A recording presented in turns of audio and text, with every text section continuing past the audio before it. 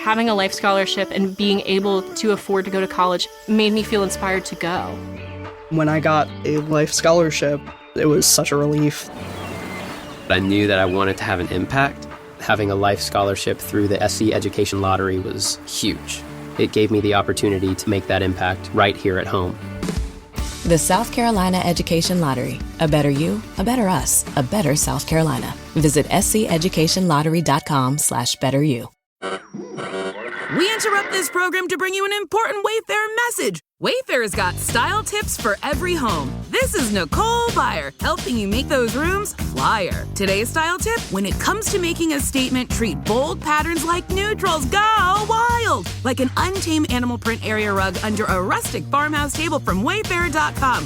Ooh, fierce! This has been your Wayfair style tip to keep those interiors superior. Wayfair, every style, every home. Sports Card Nation, the hobby is the people.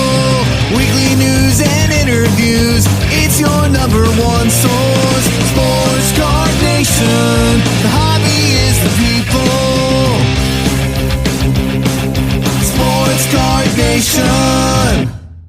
What is up, everybody? Welcome to episode 341 of Sports Card Nation podcast. Got a great guest today.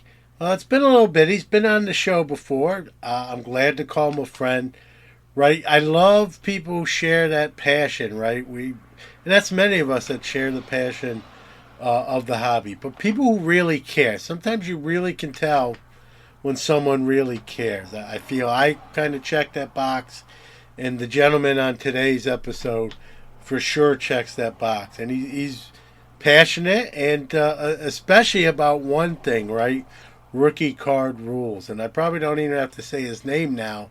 You know who I'm talking about. Victor Roman, who's got a, it's not now, probably not, I wouldn't call it new now, but he wrote a book between last year's National and now, of course, about the rookie card. But an excellent book. He did an excellent job with it. We're going to tackle that amongst rookie cards and rules and everything else in the hobby, right? I've known Victor for years now, and we call them interviews, but they're more conversations, right? And just really easygoing, laid back when you know someone along those lines. And like I told him, I don't get offended. Give me the straight scoop and all that. We have those kind of conversations. It's always nice when you have someone you can have those kind of conversations with. So Victor Roman is today's guest. I don't know if you like the new format. We're cutting down on commercials, but I want to thank all my sponsors here in the intro. Iron Sports Card, Rob Valente, doing bulk subs. Check him out. Hobby Hotline, which is going to summer format, first and third Saturday of every month. Upper Deck, once again. And today's featured sponsor, which you will hear about between the interview segments, Sports Collectors Digest. And I'm grateful and blessed to be able to write for them. So without further ado, let's get Victor on.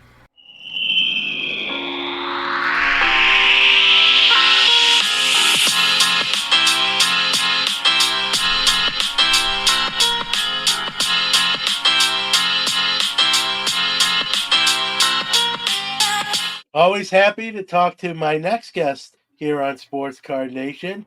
I consider him a very good friend of mine, and whether it's in person or this method, I always love talking to him. I like him because he's like me, gives you the straight scoop, like it or not, and that's always refreshing. And so none other than true rookie card specialist, Victor Roman. Welcome as always, Victor. Thank you, Brother John. It's always nice that to be on with you, and at least you got the memo for the gray T-shirt. So we're doing good so far. Yeah. We're matching. So you're better looking than me. There's nothing I can do. I would agree. It's worse each day. So it is what it is. Well, let's start off with this. You watched a live video. I don't know if you watch it live, but it's a live YouTube show, 5 hours, I think, on Friday nights because I'm Carlo. And on that, we're both obviously part of Hobby Hotline. and they did like a 20 minutes, and they kind of critiqued our show and things they liked and didn't like. I'll say this, Victor, watching that, you didn't really tell me what to expect. You said, hey, check this out, Newman, and just see what you think. And, whenever that happens, you always expect the worst. You don't know what to expect. Like, am I going to get grilled or thrown under the bus? I thought they were very fair. I mean, they pointed some things out. We get less call-ins. Let's call a spade a spade. They kind of mentioned, we generally are around an hour. We have some episodes that may go an hour and 15 minutes. But they kind of advocated maybe for a longer show. I'm not saying I agree with it. I'll kind of see what you say, but just piggybacking off that, obviously you saw it because you gave me the heads up, kind of your thoughts. And again, me, we're very good friends. You're not going to hurt my feelings. And we even talked about this off the air, but for on the air purposes, you're not going to hurt my feelings either way. So kind of your thoughts on seeing some of the critique during that live show. Yeah, John, I like to listen to, because I'm Carlos. I consider him a good friend in the hobby. I've been listening to his show for years now. And it's more like on a Friday night, it's more like a live hangout. And they'll bring up certain topics and they'll chew on them a little bit and they'll veer off and talk about something else. And then they come back to the topic. And it's kind of a real chill show like that. Well, 2 hours into the show, somebody brings up Hobby Hotline and they start talking about some critiques about Hobby Hotline. And a lot of it was just, funny Friday night banter. But Carlos is typically known for shooting straight to, and when he talks in a serious tone, you can tell. And he started to give some good critique, being that he does a weekly show live for 5 hours an evening. And that's only one of the shows he does. And he's been doing these live shows for years. So to me, he's got some credibility as far as giving me some advice on a live show. So I was really all ears as he was explaining kind of what he thought would be some good things to do different for Hobby Hotline. Overall, they thought we had a pretty awesome setup because we have so many experienced voices. We're so diverse in so many different areas. And overall, we have a really good thing, but he just felt like some things can be better. Yeah, no doubt. They weren't harsh. I mean, they didn't mince words, but I wouldn't call it harsh. There was some complimentary stuff. At one point, and we talked about this, they said, well, if it was a podcast, and it is, because it does get released in audio form after the live airs. We talked, let's keep it real. We talked even before we recorded tonight about, this maybe an option is to not make it a live show, make it a pre-recorded and release it in the same time spot, right? And maybe get rid of some of the bad stuff that you get when you do anything live. But sometimes, that's a double-sided coin, right? People who do enjoy the show live that don't cause any trouble, that are, hobby law-abiding citizens, if you will, they're going to lose the liveness of the show. And that's something we have, to discuss as a group besides me and you. And it might actually come to be, right? It might, if all of us kind of, that's the consensus, then, it's something we'll have to look at. And when talking to you before, I feel the same way. You say, hey, John, how do we get back? Right? I want to know good and bad feedback with my stuff. Doesn't matter, whatever I'm involved with. That's how we get better. I wave that same pennant and that same flag, no doubt. I told you, even with this show, some of the things I do have come from feedback, good and bad. Some of the things I've continued to do is because people say I love it. Some of the things I did and you don't see any longer come from people who say that sucked, or hey, think about doing it this way rather than the way you're doing it. So long as it's done, I guess where I'm going with this, long as it's done in a tactful sort of way. It's very easy for someone to say, Newman, you suck, right? Right. And even if it's true, like, that's just low-hanging fruit. Like, why? Why do I suck and how do I not suck it, right? If that's the case. So if some, and they were very tactful. That's where I'm going with it. Right. Is I took it all three of the people on the screen, Bobby Burrell, Eric, I think, and Carlos. No one was out of line, and in some cases very competent. I know towards the end, Bobby even said something very nice with about me. So I didn't take anything personal. I get it, and they did make some points, and it's something we're going to have to discuss as a group. I mean, I don't know if you anything else you kind of I don't know how long we want to go about it, but I wanted to talk about it with you because you've been with the program a long time. I consider you really one of the OGs or pretty close to it. So I obviously care. I care about what everyone says that's involved with the show, and even if you're not involved with the show, I care about your feedback as these gentlemen are. Anytime you do anything, and I think this show, Hobby Hotline, I'm talking about, is on its 5th year. It's tough. It's tough to do, and it's tough to be married 25 years like I've been. Yeah.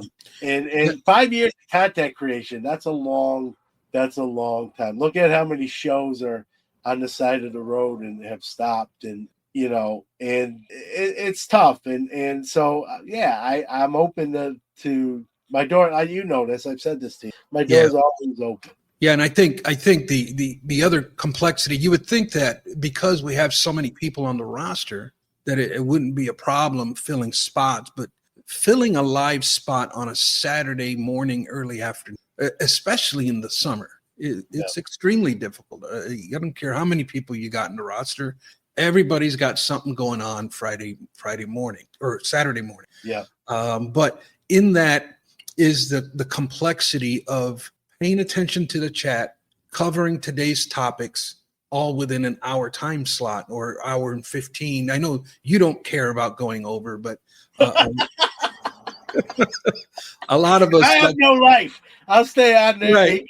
A lot of us we like to stick to that 1 hour time slot, and it's difficult. It's challenging. So I think we need to talk about it as a group collectively and come up with some better solutions. Yeah, no doubt. And it's something that will appear. We have for those that, listening that don't realize it, we obviously have a group chat room that we talk and conversate with. So that'll be in there for other people to chime in and maybe even come up with something different that we haven't batted around as I drop my mouse here. But and if anybody has like some good positive feedback, like that, constructive criticism, right?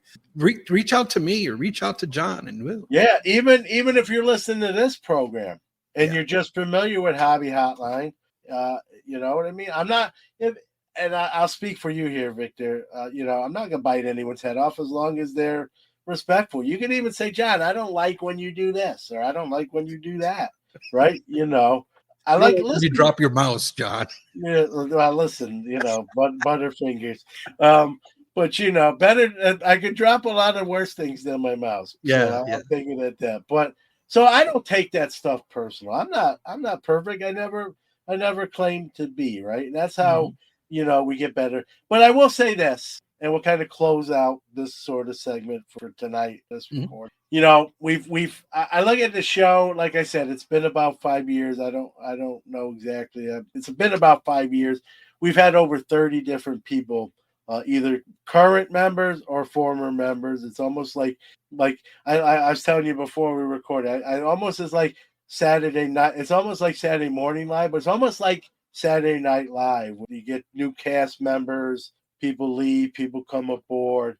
And I'm proud of it that there's been some dicey moments where we weren't sure the show was going to continue. We've changed the format more than once. We used to have at one point 2 people on, 4 people on. Now we've kind of settled at 3 people on. So the show has changed over the years. It's never been static, and it can change even further. And this might be some of the things that we just talked about might be changes that come down the turnpike. And that's how you evolve and stay relevant and stay interesting and different things like that. So again, God bless anyone that does a 5-hour live stream. I don't, on a Friday night. I mean, I don't, like I was telling you, Like, I don't mean this. I just couldn't do it. Like, I just got too many. I just got too much else going on. Like, could I do it every once in a while? Sure, but like every time, no way. I'm too old. Number one, I'm too old anyway.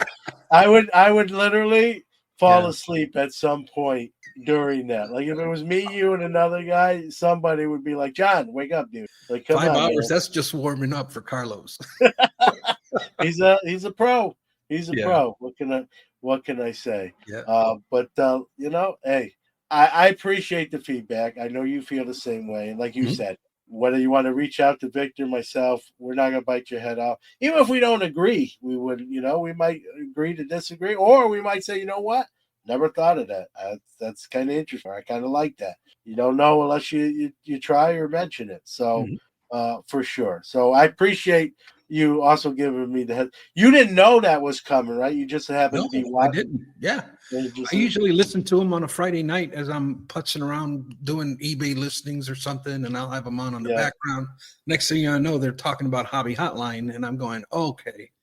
Yeah, well, listen. Hey, think about it this way too. I don't know if you feel this way, but like there was there's the old cliche, right? There is no bad publicity. Hey, they were talking about us on a 5-hour live stream, right? So I'll take that for what it's worth. So, all right. So I know I've talked about this on Hobby Hotline. Speaking of Hobby Hotline, but I haven't had you on. You've been on the show, but not since you've become an author of your book. And I obviously wanted to obviously promo that. And everyone knows you as the rookie card specialist. You kind of like you have and I agree with most of you, probably 95% that we have to have rules. The water's too muddy and different things like that. Someone's at my door. I've got to get that. Be right back. For nearly 50 years, Sports Collectors Digest has been the voice of the hobby, bringing you comprehensive coverage of the sports collectible industry. From industry news, auction results, market analysis, and in-depth stories about collectors and their collections, Sports Collectors Digest has everything you need to know about the hobby. SCD is also your leading source for listings of sports collectible dealers, card shops, card shows, and the latest from the industry's top companies. To check out all the latest news or to subscribe to the hobby's oldest magazine, visit sportscollectorsdigest.com or call 1-800-829-5561. Ready to make a real impact every day? Join the Active Day Home Care team and help clients maintain their independence in the comfort of their own homes. Make a difference in someone's life as you provide essential daily assistance and protect their health and happiness. Earn up to $20 an hour and enjoy additional perks like optional daily pay, 401k, paid time off, ongoing educational training, and more. Join a team that values care, compassion, and your professional growth. Visit ActiveDay.com to apply. Riley Herbst from 2311 Racing here, and you know what grinds my gears? Waiting for coffee. But instead of counting frappes and lattes, I fire up Chumba Casino. No apps, no fuss, just fun social casino games to pass the time. By the time my coffee's ready, order for Riley. I've already taken a few victory laps. Next time you're stuck waiting, make it entertaining. Play for free at ChumbaCasino.com. Let's Chumba. Sponsored by Chumba Casino. No purchase necessary. VGW Group. Void where prohibited by law. 21 plus. Terms and conditions apply. Sports Card Nation has returned. When did you, talking about your book, when did you first start? Like, how did this whole thing come about? When did, like, the light bulb go on and you said, I need to write a book? Yeah, that was as I started my YouTube channel in 2020. And in 2021, I decided to niche down and only specifically talk about rookie cards. That's when I started to get feedback from my comment section or people reaching out to me personally. And that was, I loved the rookie card guidelines that you're speaking of. I think you should put them in book format for the hobby. And I heard that comment made, or I read that comment made several times until I finally said, you know what, that's not a bad idea. And that's when I started the journey And it took me a long time to write the book, to be honest with you. I did hit some walls like every writer does. And then at the same time, you're like, the book is probably a bad idea. But thankfully, I was challenged to finish the book, and I got it done. So you had you kind of alluded to it in what you just said. You had moments where you're like, can I do this? Or like, know what I mean? Yeah. What was it? Like, what was the, I don't want to say maybe hang-ups, what was it that where the point you did get discouraged at? What was the thing that was getting you?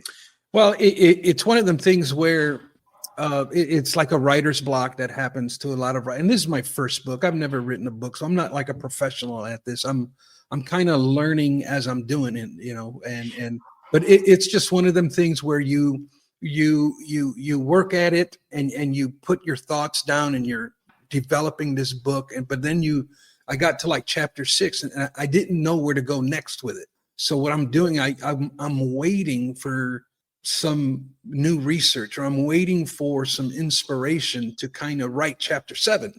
And so it comes like, it took some while to get there. And then within that waiting period, you just kind of like disregard it and you move on to something else. And then it's like, oh, wait a minute, I need to finish this book. So that was kind of my hiccup. I didn't know how to transition to the next chapter in order to bring it to a close. But needless to say, inspiration and creativity soon hit. And then I was faced with the challenge of making the book too long. So it was one of them things where you got to know your audience. You got to like, hey, I set out at the very beginning that I wanted to write a simple book. I didn't want to make it too complicated. I very easily could have expounded on certain chapters and really gone deep into the woods and try to sound, more fluff than what the book really needs. So I wanted to keep the book short. And so that's what I did. That's what I set out to do. I wanted to make it easy to read because let's face it, the majority of the readers are going to be men. And I don't know a lot of men, at least in my sphere of influence, that like to read 300-page books. If in my sphere, if I can get a guy to read 50 pages, we're doing good.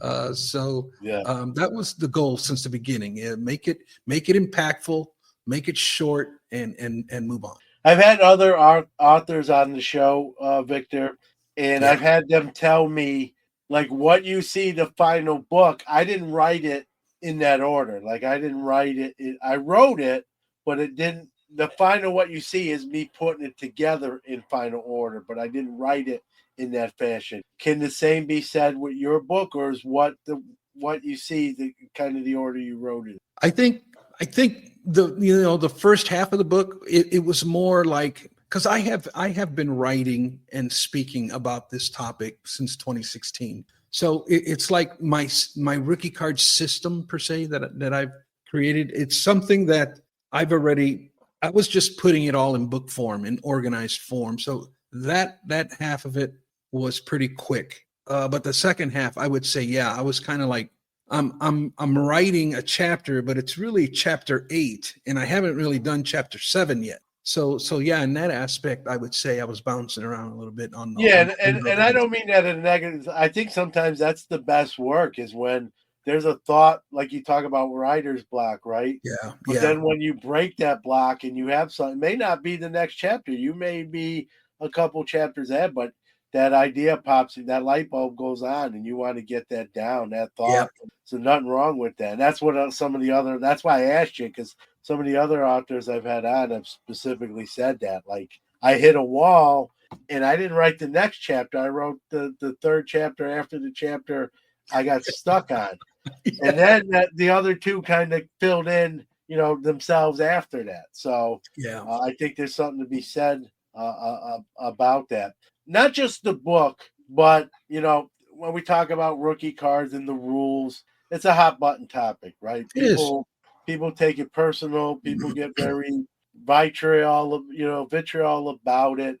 How much of that did you get, whether it's from the book or just people watching you on YouTube or on another show? How much are most people pretty reasonable, or do you get some people who are just kind of vicious and rude? I would say, in the beginning when I was making my YouTube videos, the first couple of years, I was getting a lot of pushback because I'm stepping on people's toes. I guess they felt that I was doing, but it's one of them things where I've gotten so good at the debate that it's kind of hard to argue against me because I got an answer for everything. But yeah, a lot of that is going to be because of the research, and I know the topic so well in and out. And so I think people have noticed that, and they respect my position. At least they don't always agree with me, but they respect the work that I'm putting into it. And I don't get a lot of pushback today. Thankfully, I'm getting a little bit more. I don't know what the word to use for it, but I'm getting a little bit more respect, I guess you can say, on the topic than I was the first couple. But the first couple of years were tough. And as we both know, Victor, right? Some people will just argue for the sake of arguing too. There's that. Yeah. And listen, I've come to the conclusion myself. It's not for everybody. It really isn't. But it is for some of us, and for some of us who have been kind of asking questions as to what's going on here. Well, my work is going to give you a good resource to explain to you kind of how things have unfolded and why we're in the position that we're in. Yeah, I've heard you explain it like this, and I think it's the perfect. The waters have been muddied. It's very confusing. I'm old school. Maybe it's because I'm old, and that's the main reason. But I'm old school, right? The cards behind me. One of the things I PC are Hall of Fame graded rookie cards of all sports. Let's go. And I like that simpleness, right? There was one in most cases, not every case, but in most cases, depending on the year, right? There's one card to obtain. It was just, what condition you wanted to get and how much you wanted to spend. And now, a rookie now is going to have 300-400 cards or more. Thousands. You're right. Thousands. And a current day player. Crazy. I laugh because sometimes I get this question from, whether it be at a show I'm set up at or someone messages me that listens to my content. Hey, I'm collecting Bobby Witt Jr. What rookie card should I buy? And I'm like, you know what my answer is, Victor? Because like you said, there could be 1,000. Like whatever one you really, really like. Yeah. I know it sounds like a cop-out, but you got 1,000 choices. Like, yeah, for me to pick one for you, like I can't even do that. Like, yeah. I like Bobby Witt Jr., so I just buy cards of his that I like, whether it be the aesthetic reason, whatever. You know what I mean? Whatever the driving force is. So I always answer that question kind of with a question. Like, whatever one moves your meter. That's what I say. Whatever one moves your meter. And you're not wrong. You're not wrong, right? You might like something that I don't and vice versa. Neither one of us are wrong. That's, So very chaotic the state of the rookie card is, and especially if you don't know the story of the rookie card or how it's evolved, you just kind of like throw your hands up, or you kind of just like, hey, whatever, man, whatever I like or whatever. And here's the thing, Victor, you're not making up the rules. The rules were made. You're just saying let's follow the rules. Correct. I'm shining a light on them and saying, hey guys, this is important. Do you remember this? People.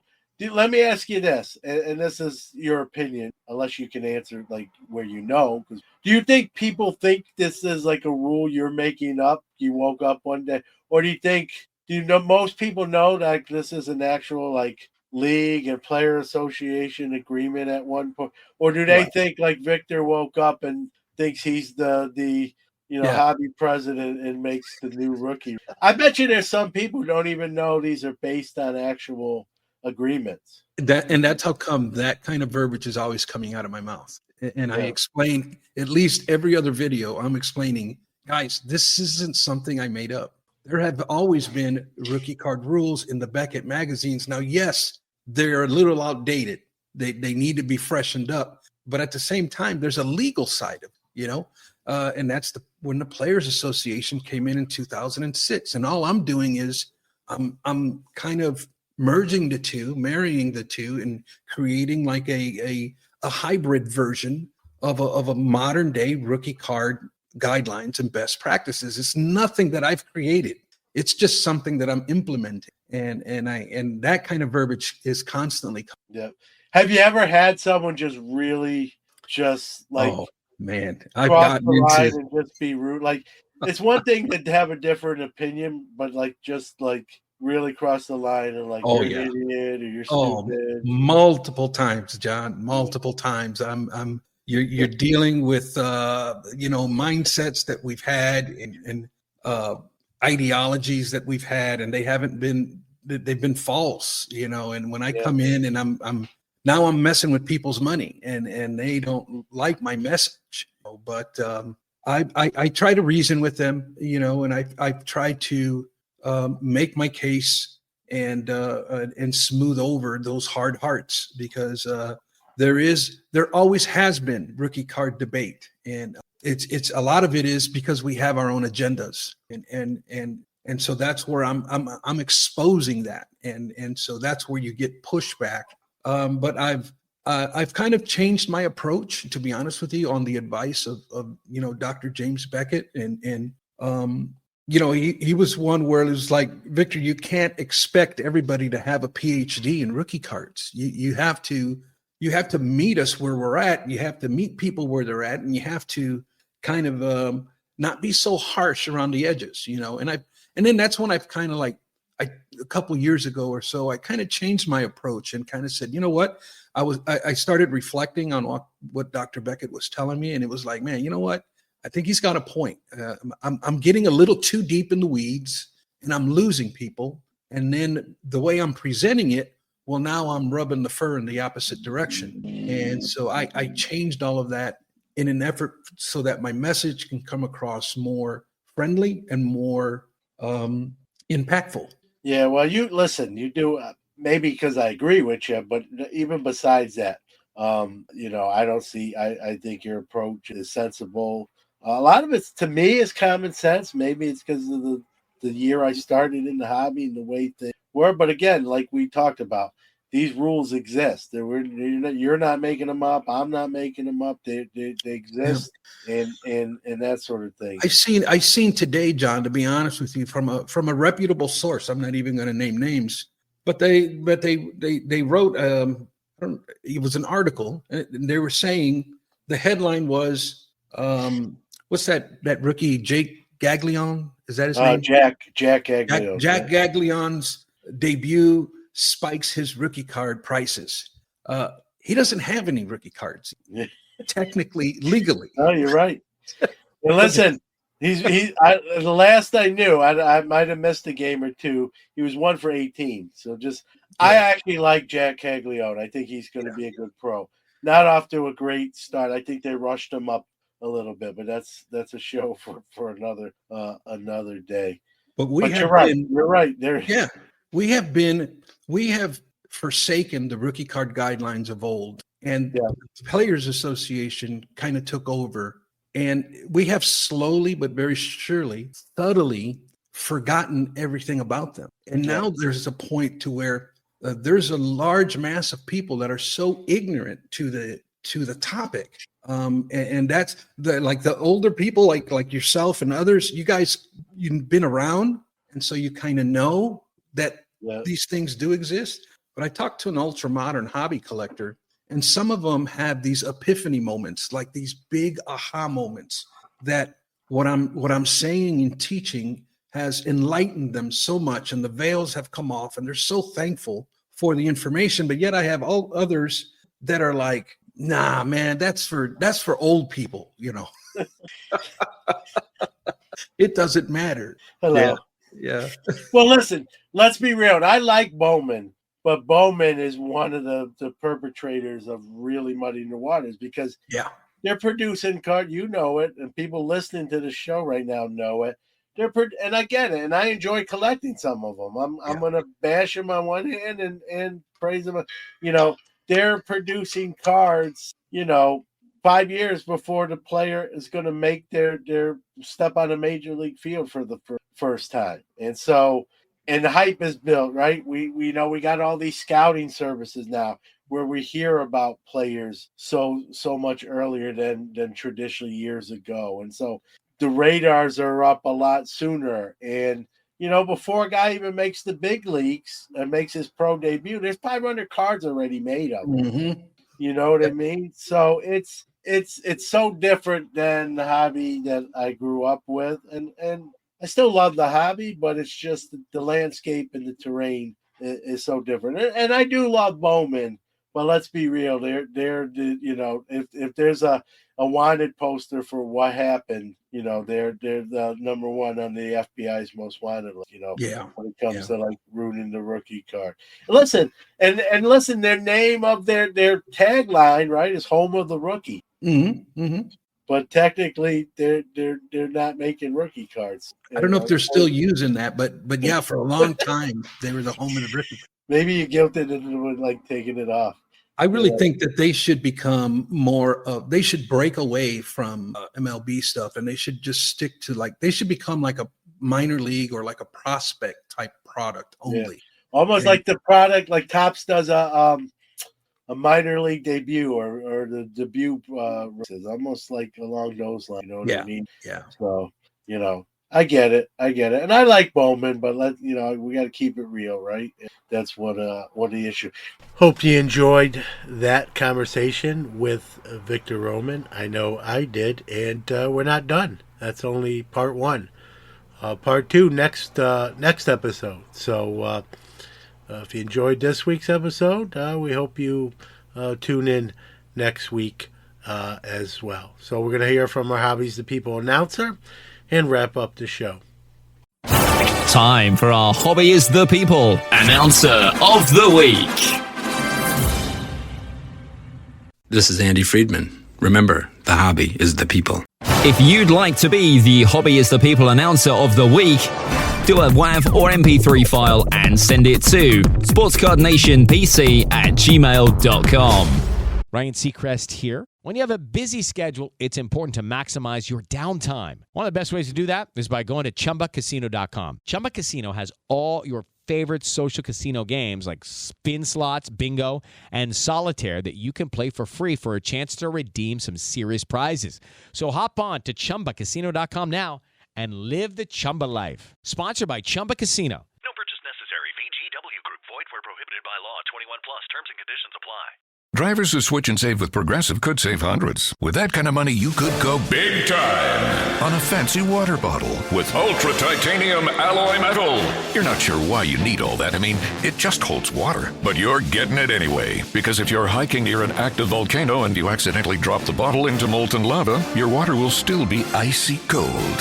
Switch to Progressive and you could save big time for water bottles. Progressive Casualty Insurance Company and affiliates, not available in all states. Potential savings will vary. Happy trails till we meet again.